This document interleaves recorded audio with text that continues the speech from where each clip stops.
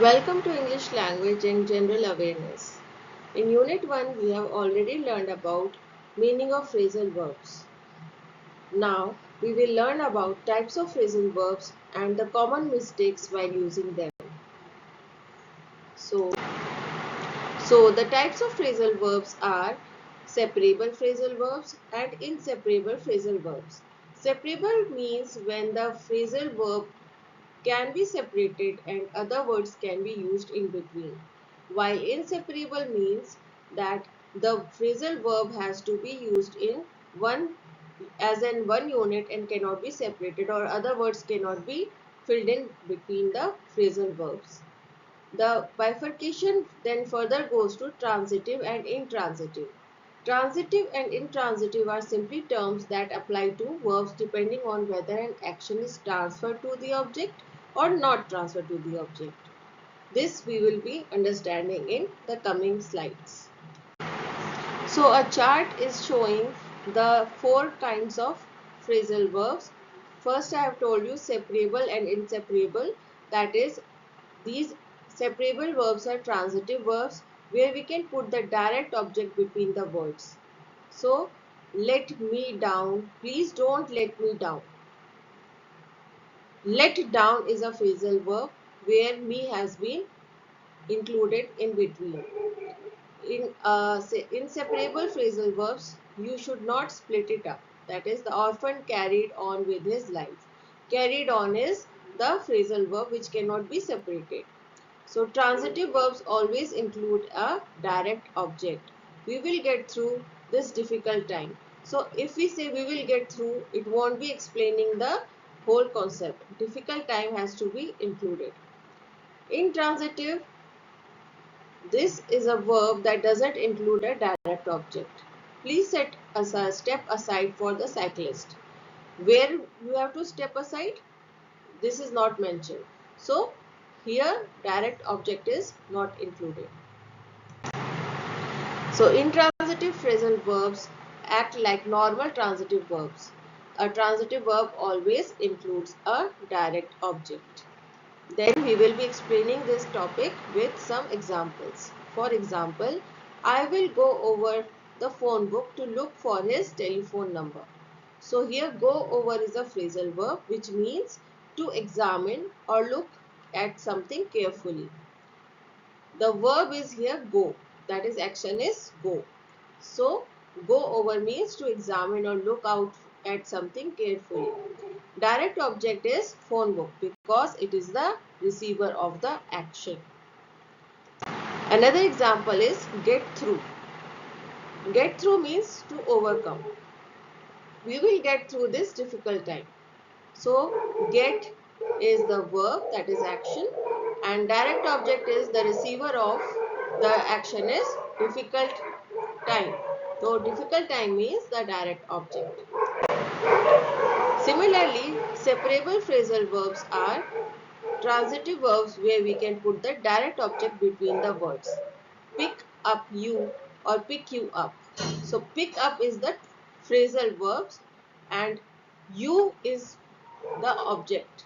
You can be added at the end or in between. So it can be separated. The concept of separable phrasal verbs can also be understood through more examples. For example, for a long time I was the one who had been holding all the anger against you. Holding against, that is having being separated and all the anger is being inserted in the phrasal verb. Then Manish was waiting for his application form. If you don't mind, can you please hand it over to him? It here means the application form. So handover has been separated by it, that is the object. Inseparable phrasal verbs are those phrases that can never be separated from each other. They are meant to be together always. Some of these verbs may either be separable or inseparable, while others are always inseparable. However, when using a pronoun for the object, the phrasal verb has to be separated. For example, the burglars broke into the car. So broke into cannot be separated. Like the burglars broke the car in two. That cannot be done. I need to do away with my past to get my things right. Do away is a inseparable phrasal verb. We cannot insert any object in between. Now coming up to intransitive phrasal verbs, these do not require an object to complete the sentence. They are used in or make sense of the context. For example, my car broke down all of a sudden while driving through the Ghat section. So broke down is a intransitive phrasal verb. In this first sentence, the verb broke down stands on its own without a direct object. The same is true with the second sentence, that is catch up. It has been years since we met. We should definitely catch up. So catch up stands on its own without a noun or pronoun receiving the action. Catch up what, catch up when, nothing has been defined. So these are intransitive phrasal verbs where we do not require an object. There are some common issues in phrasal verbs. Phrasal verbs are tough, some are transitive and some are intransitive.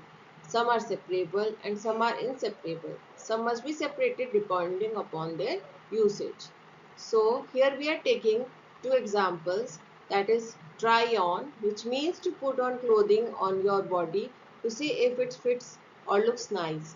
It cannot be used by itself. It needs an object. Similarly, put off means to postpone. So, these phrasal verbs can be separated or not separated, that we have to see in the coming examples.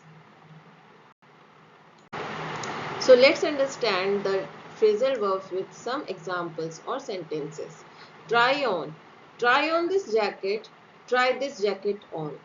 This is a separable phrasal verb where jacket is the object, which can be used either in the middle or at the end. Then we had to put off the meeting, or we had to put the meeting off. That is postponing a meeting.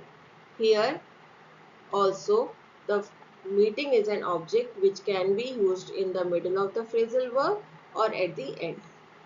Then I called up Mel, or I called Mel up. Here Mel is the object and the name can be used, and the person's name can be used at the end or in the middle. The other common mistake of using phrasal verb and pronoun is putting an object pronoun at the end of transitive phrasal verb, which is not at all allowed. The object pronouns like me, you, him, her, it, them and us can be used as objects in the middle of separable phrasal verbs but not at the end. For example, in our earlier illustration we showed we had to put off the meeting, or we had to put the meeting off. Here the meeting was an object. If the meeting is replaced by it, then the right sentence would be, we had to put it off. But if we say we had to put off it, then that would be a wrong use of phrasal verb. Similarly, in our earlier example, I called up Mel, or I called Mel up. Here, I called her up. Her is about Mel, the person. So, this is the right phrasal verb used in the sentence. But if we say I called up her, that would be a wrong use of phrasal verbs. Few more examples to explain the concept, that is she cleaned her closet out, or she cleaned out her closet. Here cleaned out is the phrasal verb which means to deep clean or clean it completely. So she cleaned it out. The it is for used for the closet. But if we say she cleaned out it, that would be a wrong use of phrasal verb. Similarly, check out my new phone. Check my new phone out. So these two sentences are right, but if new phone is replaced by a pronoun, that is it, then it would be check it out. But if you say check out it, that would be a wrong use of phrasal verb. The other common mistakes that we should avoid is that intransitive phrasal verbs are inseparable, so we should not put any object in between. Then three-word phrasal verbs are inseparable, so we should always use them in together form. This is all about Unit 1. Hope you have understood the topics. Hope to meet you in live session and solve your queries. Till then, thank you and take care.